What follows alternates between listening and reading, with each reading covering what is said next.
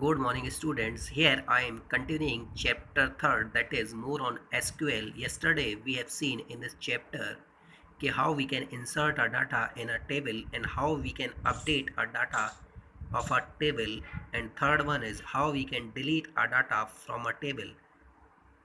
So there is a function is for insert our data in our tables. So yesterday we have seen these examples, and for delete and for updating a data or changing a data of a table, there is the command update command. See, the example is here. And for deleting a data of a table, there is the command delete command, and the syntax is delete from table name. If we want to require the condition, then we can specify the condition with the help of where clause.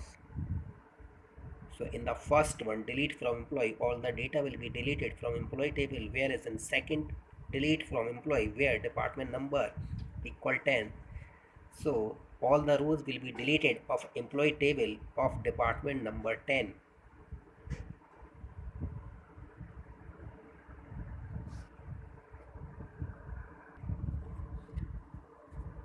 Now today I am continuing types of function in SQL. So there are major two types of functions. Number first is single row function. So the meaning of single row function, this function will give the results for every rows. And the example of this function is char, concat, round, truncate, instr, etc.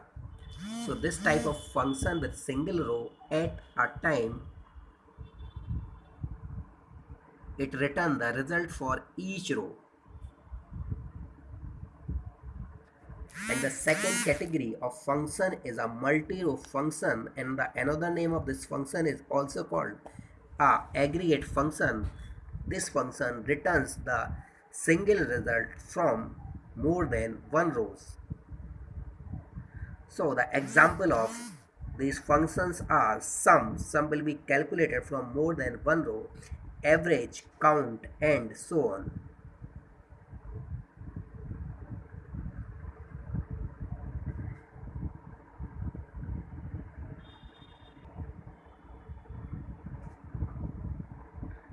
Now the next topic is a group by query. So group by query is mostly used with the help of aggregate function.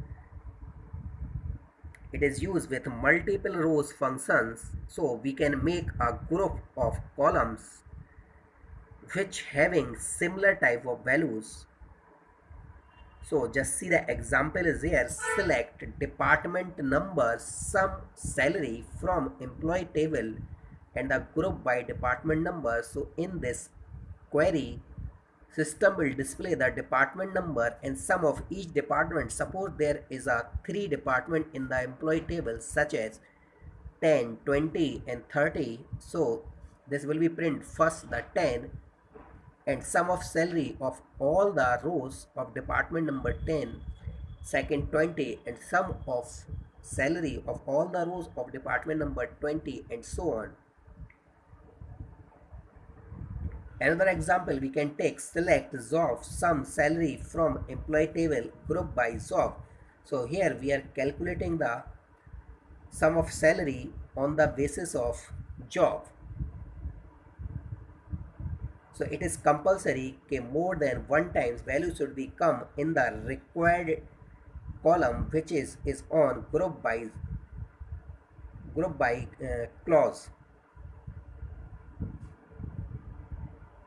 Now the next one is a having. Having is always used with group by, or we can say suppose we want to use any condition in group by, so this is only possible with having clause. Now let's take an example is here. Here we are calculating the sum of salary based on the group of department number, and which is having count star is greater equal 3. So this will display the sum of salaries only of those department numbers in which there is minimum 3 employee.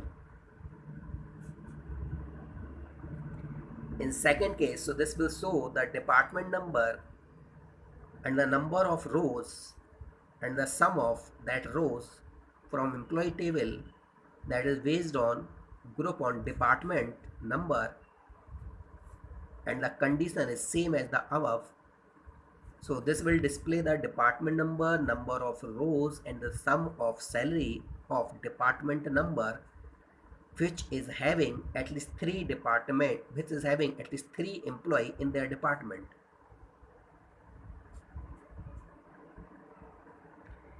Now the next topic is a view. So view is a virtual table, or we can say it is a temporary table in MySQL which store the contents of one or more table based on a specific condition. So what are the advantages of view? Suppose we want to execute many queries that is based on specific data of a table or more than one table. So it is better way, first create the view based on the condition and execute all the queries from this view. So the syntax of creating a view is create view name as select query. So whatever we will write here, all the data will be stored in view. Now see the example is here, create view1, name of the v1 is here of the view as select star from employee where department number equal 10 or department number equal 20. So view1 will contains all the rows of employee table of having the department number 10 or department number 20.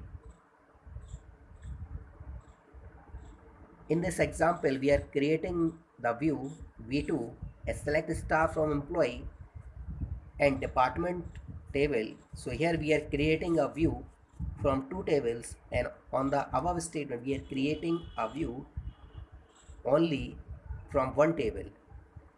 So all the data of employee table and department table, and here is the condition where employee table dot department number equal department dot department number.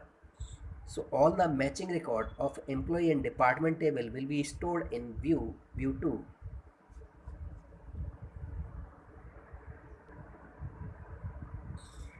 And now it should be clear that view is creating with the help of tables. So if suppose the table is deleted from the MySQL, so the data will be automatically deleted from the view, because view is having the data that is derived from one or more tables.